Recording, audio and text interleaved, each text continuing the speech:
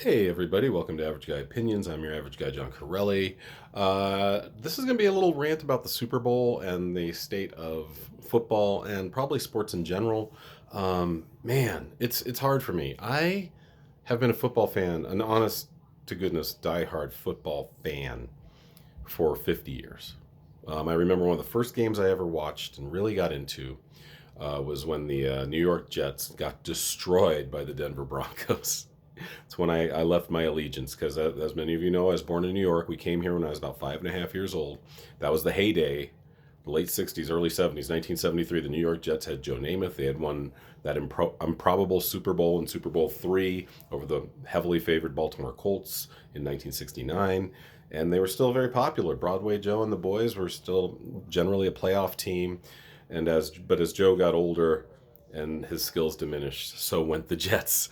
And they came to Denver. I believe this was a 1974 game, and I remember watching this with my dad.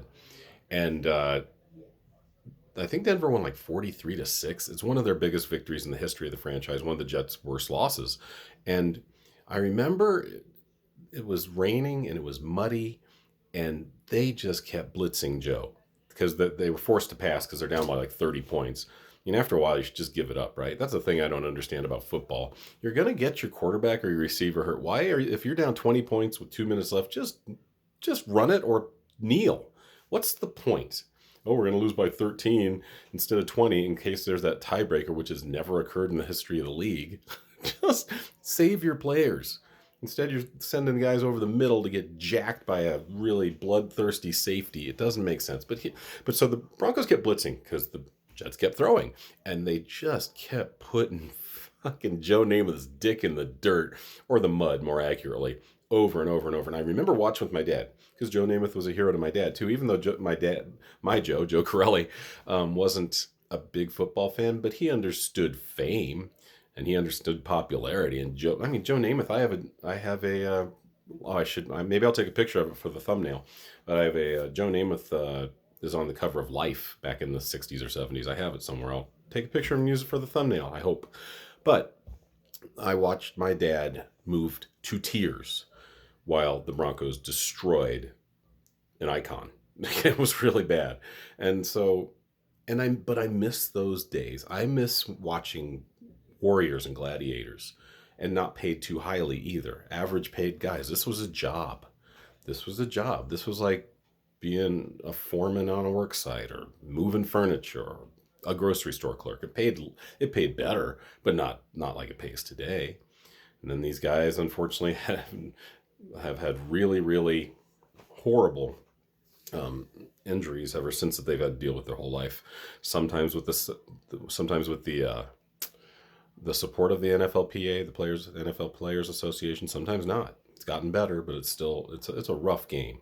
And billionaires got richer at the hands of guys who made maybe six figures a year if they were lucky back in the 70s and 80s. In the 80s it got better. Now it's a lot better, but still, a lot of these guys won't walk normally.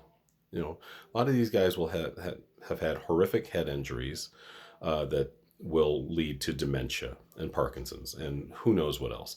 A lot of these guys will end up on addicted to medication, pain meds, and such.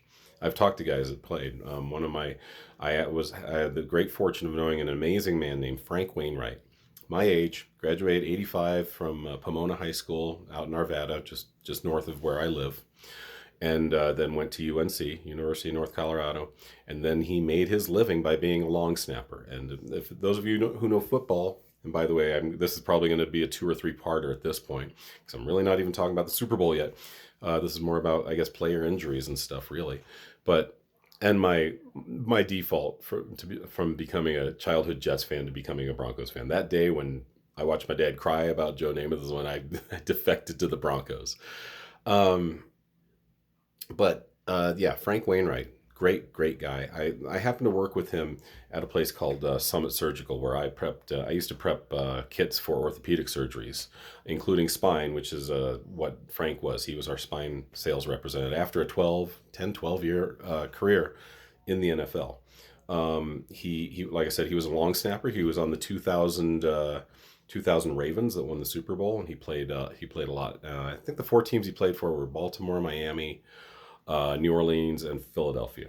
And he had some good stories. He said even if you played in Philadelphia, if you wore the green, you were still scared to come out of the locker room at Veteran Stadium back when it was Veteran Stadium, because those are crazy ass fans that will get into fights with players from their team. It's insane. But unfortunately for Frank, he dealt with a lot of concussions. He dealt with a lot of injuries. He told stories about when he was with the Saints. The guys would just come down. They'd be on a road game, and they'd be flying back on the plane. Guys would come with a literal punch bowl of pain meds and say, "What do you want?" And guys would just grab fistfuls. It's insane. This was all overlooked by the NFL. But Frank ended up with pretty bad head injuries. He ended up dying at 48 years of age. I worked with him just a couple of years in the early 2000s when he was probably in his mid 30s, right after he had quit football. But what a great guy! Super kind, huge. He was a tight end. He was like a second or third string tight end, but he, like I said, you can make a good living when you're a good long snapper, and that's what he did. But yeah, he told stories about just getting destroyed on that field, getting blocked by two guys, and just laying on his back, looking up into the night sky on a Sunday or Monday night game, going, "What the hell am I doing?" Yeah, I make good money, but oh my God, and I love this game. But so, with 3.5 minutes left, I think I'll just talk more about football in general, and some distaste for it. Maybe in, like, if I do 2 or 3 parts, I'll talk more about the Super Bowl itself. The game. So I've talked about injuries and the oversight of the NFL. And not even oversight, just looking the other way. It's one thing to miss something. That's kind of under the definition of oversight. It is something to negligently know what is going on and just look the other way. And that's what the NFL did for years and years and years, much to the detriment of many, many players. We've heard about was it Justin Strelzik of the Pittsburgh Steelers, I believe. I think it was him. One of their linemen lost it. A couple of Pittsburgh Steelers linemen lost it. Went on a driving rampage. I don't know if they killed anybody, but another guy lost in the weight room. I think hurt somebody or hurt himself. I think one committed suicide. Just a couple years ago, Henry Ruggs, very promising wide receiver for the Oakland Raiders, and this may or may not have anything to do with whether it's for performance enhancing drugs or pain meds or whatever you take to get through this thing we call the NFL. He drove into he killed a person and a dog, I believe, on a drunken I'm not going to call it a rampage, a drunken huge mistake. He was 22, 23 years old. He was really young. He was like a rookie. And it's like they give these guys the tools, They say, "Hey, call this number. Call Uber. You're rich. You can handle $100 Uber to get you home and then deal the next day if you're that drunk. What are you doing getting behind the wheel of a car?"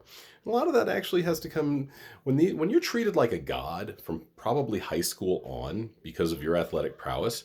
You may think you're kind of a god, like, "Oh, I'm not drunk. I can drive this. I'll be fine." A lot of that attitude persists in the NFL because that's what's rewarded.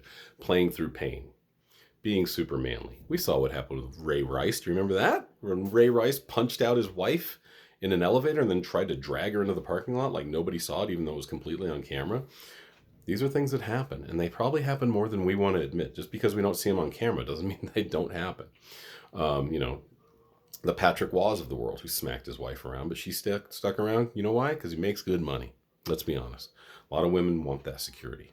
And a lot of women that are with football players are okay with that possible danger in name of that security. I'm not saying all football players are like that. Like I said, Frank Wainwright, nicest guy in the world. I can't imagine him being violent outside of a football field. He was a very kind, sweet man.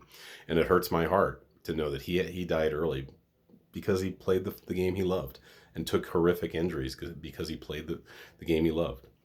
Hey, why do you think Joe Namath hit on Susie Colbert that one time? Because he has drinking issues to deal with that pain of taking all those shots, some of them from my Denver Broncos in 1974. If you don't remember that, he was drunk during a halftime Monday Night Football game, I believe. And Susie Colbert was an on-field reporter. And I think it was something for the Jets, maybe celebrating a Jets Super Bowl anniversary or something. But he's going, "I love you, Susie." I mean, it's like he practically put his tongue in her ear on national TV. But that shit happens when people are battered and abused. Not just football players, but all of us. We all got to deal with it. We all got to deal with pain. Just try to do it in a healthy way. But yeah, there's a little rant about football and injuries, and I think I'll do a two-parter and talk about the Super Bowl in a minute. All right, thanks, you guys. Have a great day. Enjoy the Super Bowl if you watch today. I don't know if I will be or not. All right, talk soon. Bye.